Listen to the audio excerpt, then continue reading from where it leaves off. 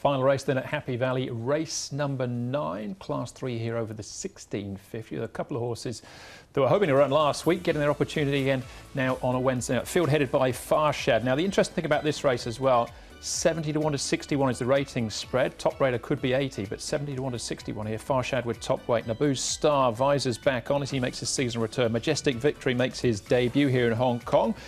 He's a 3-time winner out of New Zealand. Parterre was hoping to run last week. Draws exactly the same gate. Barrier 5, Karis Teton rides him. Meaningful Star was a last start winner over the 1800 metres. Surrealism runner-up over the 1650 on his last start. Compassion Spirit gets up from the 12 to the 1650. Second up for the season.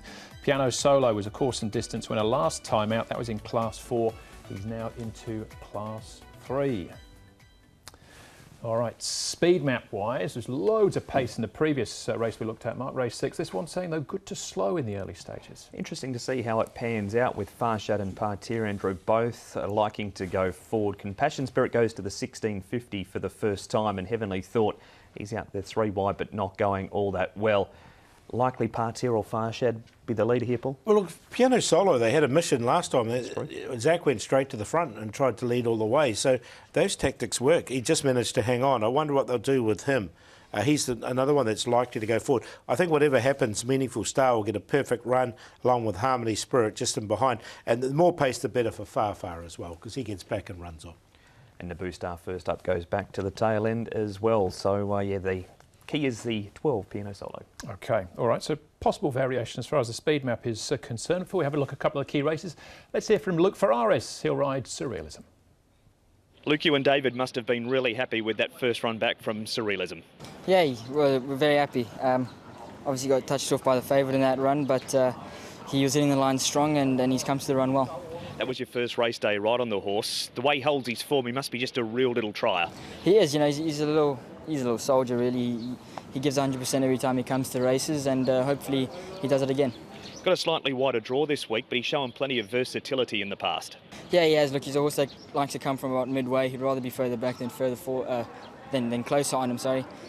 So the draw's not much of an issue. We've got nice horses to follow on our inside, and hopefully it all works out well.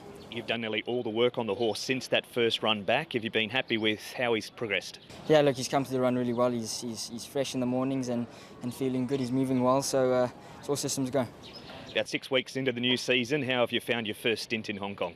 Yeah, I'm enjoying it thoroughly. The racing's been good. Got off to a fairly decent start, and hopefully the momentum starts to pick up. Getting plenty of support too, which is a massive plus for you. Yeah, it definitely is. Obviously, you can't ride winners without the horses under you, and you need the support for that. Go Ballistic and Seven Heavens, we're seeing winning there as well. And he's made a good start, I think, Paul. Luke. He has, and look, I think he's got some really good rides again on Wednesday night. He's getting the support behind him as well, and let's hopefully for him the momentum keeps going. Absolutely, and Go Ballistic's in again, who was his first winner in Hong Kong, and certainly some hope of winning from a good draw again this week. Next horse we're going to have a look at is Parterre, who Luke was actually down to ride last week. But Karis takes over here as he's riding Surrealism, obviously. But what do we make of his chances, Paul? Yeah, I quite like him. I think he's going to get his opportunity from the front, especially if they leave him alone. I think it'll be the key what Piano Solo wants to do there, and Farshad, whether they want to take him on. I thought it was a good run here, and look, he just came to the end of it about 200 metres. Now with that run under his belt, I think he's a good chance. He's a horse that's won between 1,200 metres at Fairview and 2,000 metres at Kenilworth, so he's, as far as distances go, has quite a range about him. I just want to see him do it on race day. Liked his trials, but I just want to see him do it on race day first. Yeah, well, he has trialled since that last run, and we can have a look at that in a second. And say, in fact, he's just weakened out of it a little bit there. That was over the 1,400 metres, but first up for the season, first up since May, in actual fact. You'd think some natural fitness to come along from that, plus this trial he's had as well, Mark. This is him out wide on this occasion as they swing into the straight. The other horse to look out for is Piano Solo as well. His trials have always been good, and he's going to take it to race day at some stage. Whether or not it's just been a learning curve of getting to race day in Hong Kong, and his trial's been very good. He was ridden back in the field this day. He may very well go forward on Wednesday night, but he's closed off strongly. Didn't like the trial from Piano Solo, Paul. No, it was a little bit disappointing there from Piano Solo. Look, a nice trial once again from Parterre, nice easy trial from him. And look, I think he'll get the race run to suit. He doesn't go on top, but he definitely goes in for me.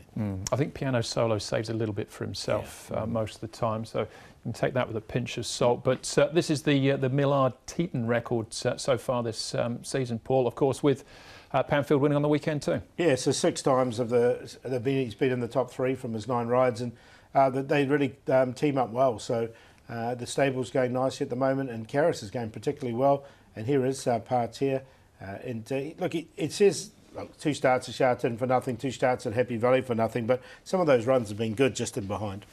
And just on that record between Tony and also Karras, they had one fail to finish. It was likely going to win the race as well. So that just teamed up great, and their stats are showing it. They are indeed. All right, still a couple more horses to have a look at here. We're at Happy Valley for this one, Mark, to have a look at Meaningful Star. Here he is, right in the middle of shot. Pan's on it. There we go. Try again. What are his chances in a very even contest? He's racing really well. He dropped down to Class 4 and ran second behind Piano Solo, and then came back up to Class 3 and beat World Famous. He goes up 8 pounds, Paul, for the win, but he's very much an improving type and has a beautiful draw of Barrier 1. Yeah, I reckon the 1650 is not a problem. That run behind Piano Solo was just such a good ride from Zach on Piano Solo that's won the race, I think. Otherwise, I thought Meaningful Star was unlucky not to win. So it shows he's in good form. He's backed it up with this win here as well. So, look, he's one of the major players for me. Yeah, good season so far. 2 runs, second and first. Final horse we'll have a look at. This is Compassion Spirit. Paul, last time out, finishing in 4th place. Yeah, so not a bad run from Compassion Spirit as well. He's going to find it a little bit awkward from barrier number 10. He's up to the 1650, which is a query for me as well. So he didn't go in for me. Yeah, we heard from Keith last week that the 1650 should be okay because he might have just lost that little bit of dash that he once had, and you can see him going the same speed there and finding the line okay. However, out to barrier number 10, a stronger field, it's just going to be a bit more difficult for him this Wednesday night. Yeah, okay, so his overall record so far, Compassion Spirit, 20 starts for those 3 wins, and they're over the 1200. This is, of course, the 1650. So 4.1 Far Paul, I think he's top of your list as well. Yeah, look, he's had 4 starts. He's had won 3 of them over the 1650 here at Happy Valley. The other time he was unlucky not to win. He's a course and distance specialist. He'll all-start favourite, but I think he'll win. 6 Far. Meaningful Star, we just saw him. So he goes in there for second. Parterre from the front. And Harmony Spirit, another horse we haven't really talked about. He maps really well from barrier number 2. And last time he was at Happy Valley, it was a good run behind everyone's delight. So 6, 7, 5 and 3. Same top 2 as Paul. Far goes on top. He never looked like he was going to win the race coming down the side last week or last start. And in the end, he's been too strong at the line and overhauled Surrealism to beat him by a neck. He does carry an extra 9 pounds. He was also first up, so he will strip fitter for that appearance. Meaningful Star. He was always showing something, getting home nicely behind them. He's gone to the next level at his last couple of starts. Surrealism is ultra consistent, even from barrier number 7. He's up 5 pounds on that placing behind Far, but is versatile, as we heard from Luke. And Harmony Spirit will get a good run from down near the inside, and he's got form behind everyone's delight. 6, 7, 8 and 3. We've all got the 6 and 7 in the numbers. I quite like Parterre, though, each way. I think he's offers some value there at the moment.